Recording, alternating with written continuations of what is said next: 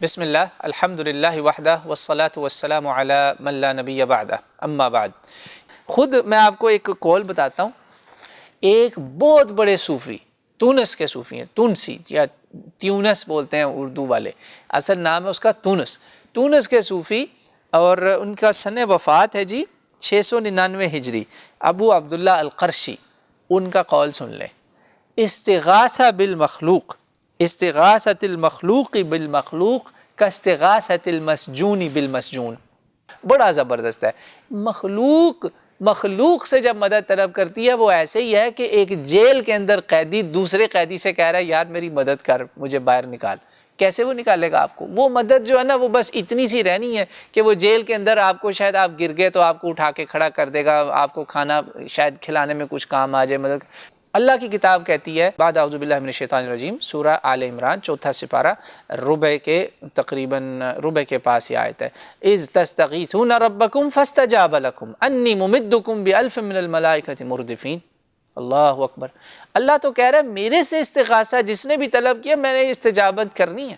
اللہ سے استغاثہ، غوث، اللہ سے طلب کرو تمہیں جواب ملے گا، اور ہزاروں فرشتے تمہاری مدد کو آ جائیں گے۔ اللہ اکبر۔ یہ بدر کے واقعے کا ذکر ہو رہا ہے، قرآن آپ کے سامنے استغاثہ۔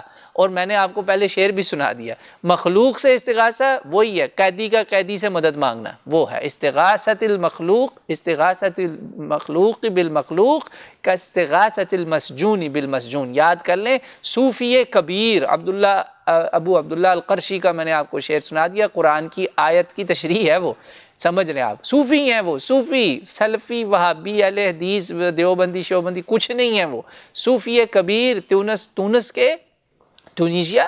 اور ان کا یہ قول ابن تیمیہ نے بھی کوٹ کیا ہے اپنی پہلی جلد میں فتاویٰ کی، اور اس کے علاوہ امام الشوکانی نے اس کو اپنے فتاویٰ کی پہلی ہی جلد میں کوٹ کیا ہے، اور کئی اماموں نے اس قول کو لے کر ہیں کہ یار اللہ کے بندو، صوفیو، میرے صوفی بہنوں بھائیو، اللہ کے اولیاء کا احترام کرنے والو، یہ بھی تو صوفی ہیں نا۔ میں آپ کو ان کا قول بتا رہا ہوں کہ اس مخلوق سے استغاثہ نہیں مانگنا، استغاثہ اس سے مانگو۔ اور اللہ تعالیٰ قرآن پاک میں ہمیں کیا کہتا ہے؟ اللہ تعالیٰ قرآن پاک میں ہمیں کہتا ہے کہ اللہ تعالیٰ کی عبادت کرو اور اسی سے مدد طلب کرو، ایاک نعبد و ایاک نستعین۔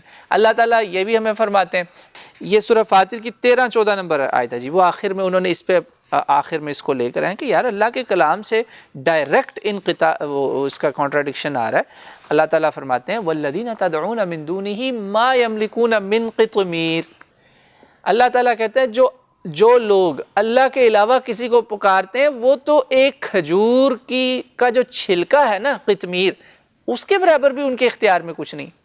اور جب تم انہیں بلاؤ گے، ان تدعوہم لا يسمعوا دعاءکم، تمہاری یہ دعائیں یا پکاریں جو ہے نا، اللہ کے بندوں میری مدد کرو، انہوں نے تمہارے کام نہیں آنا۔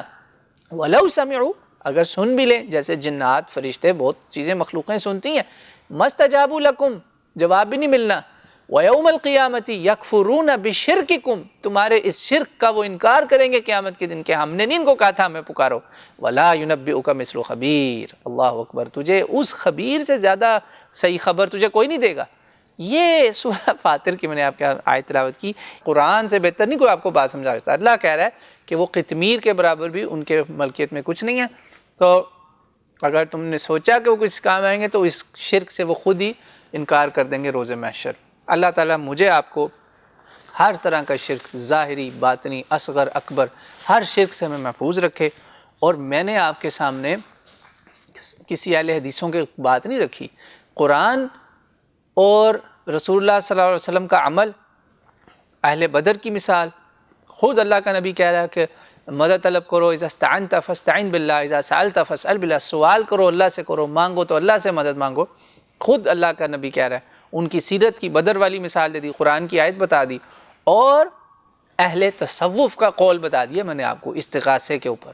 تو اب جو میرا کوئی بھائی سننے والا صوفی ہے نا، صوفی بھائی میرے اہل تصوف، سوچ لیں میں نے آپ کے سامنے اہل تصوف کا قول رکھا ہے کہ استغاثۃ المخلوق بالمخلوق کاستغاثۃ المسجون بالمسجون، ابو عبداللہ القرشی کا، صوفی کبیر، یہ ان کا قول ہے، صوفی کبیر، بہت بڑا اللہ کا صوفی۔